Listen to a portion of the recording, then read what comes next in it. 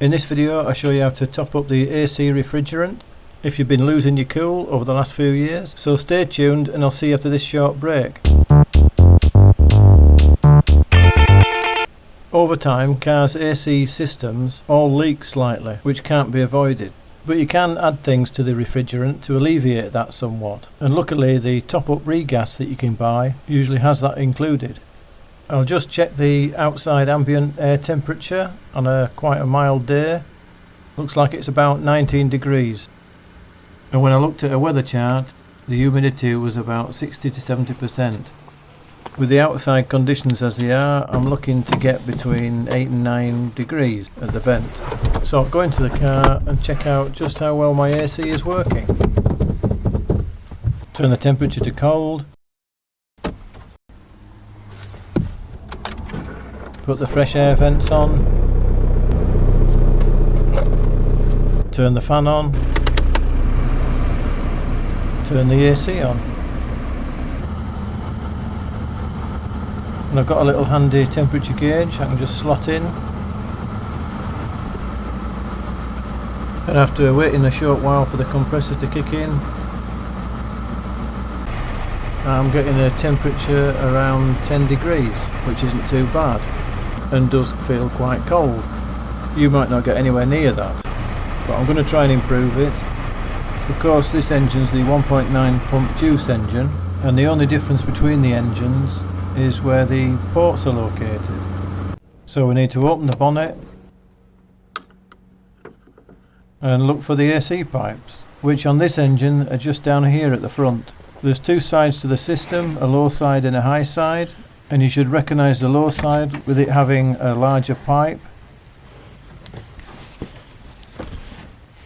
Here's the high side with the narrower pipe and the access port. And here's the valve port access for the low side, which if you're just topping up this system is the only one you need to bother about. And you can't get these wrong, the valves are different sizes, so they're relatively foolproof. Also, if you look down at the pipes coming from the evaporator behind the bulkhead, you can see some condensation just here. And if we feel the pipes, when the AC is on, it should feel cold to the touch, which mine is. And if your pipes aren't cold with the AC on, then that could indicate very low gas, none at all, or some fault in the compressor. Although you first have to eliminate any problems with the control unit and the various sensors around the system before actually replacing the compressor itself. Before you start messing with the AC system, make sure you wear protective eyewear and gloves, of course. You should have an AC sticker on your car, mine's at the front here, which will tell you what kind of refrigerant to use, R134A, which is the common type used now, and it gives you the weight of the refrigerant for the whole system, 550 grams plus or minus 25, which is quite useful to know when you're refilling the whole system. But we're not doing that, we're just topping it up, so you don't need to worry about that too much. Unscrew the little plastic cap on top of the low side valve. It should be all nice and clean inside. If it isn't, you can just blip the valve a little bit with a little blunt tool. This is the refrigerant you can get, which comes in a pressurised cylinder, and I'll leave a link in the description for the cheapest source of this that I know. This one's quite good because it includes a leak additive, which should help over the long term. If I just take the plastic cap off the top, you can see on the inside of the threads there's a little plunger, which only releases gas when it's depressed. And as this is just a top up, you don't need any fancy gauges or anything that you need to evacuate the whole system. You can get away with just a screw-on trigger adapter with a gauge attached, like this one. As you can see, there's a gauge on the front and there's clear instructions on the packet, which is helpful. These don't cost much and you can reuse it, of course. I'll put a link in the description for that as well. I'd say they're well worth buying these, as when you've got it you can just top it up any time you want, and then it's only the gas you have to pay for. The attachment has a little collar that you sort of pull back, and when you push it on till it locks in place. Fitting the gauge trigger to the refrigerant tank, just screw on the first few threads and then quickly screw it home when you hear gas coming out. Never release loads of gas into the atmosphere, although R134A isn't anywhere near as damaging to the atmosphere as the old type of refrigerant. Push the other end onto the low side valve whilst holding the low side pipe and valve firmly. Make sure it's fully clipped on, and as I said, it'll only go on the low side. And as you can see, the gauge is moved up. It's about 60 psi, which is perfectly normal when the engine's switched off. This will drop when you start the engine. Rest the tank away from moving parts and start the engine.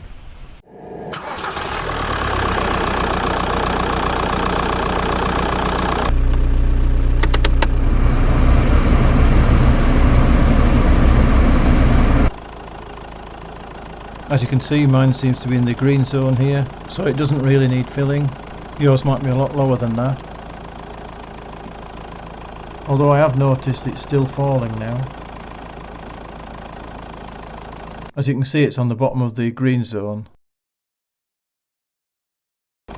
So I'll just try and put some mooring anyway, and I find it's best to agitate this and do it horizontally.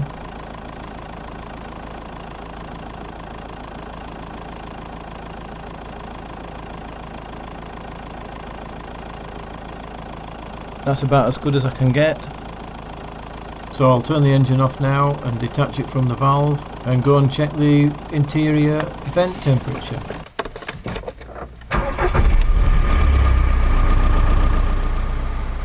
Which looks like it's dropped to 6.5, maybe 6 degrees. That's improved things a bit and is noticeably cooler, so in my case it was probably worth doing. Something worth noting is if you turn the fan down, you'll find that the temperature drops even further. So I'll just see what I can get it down to.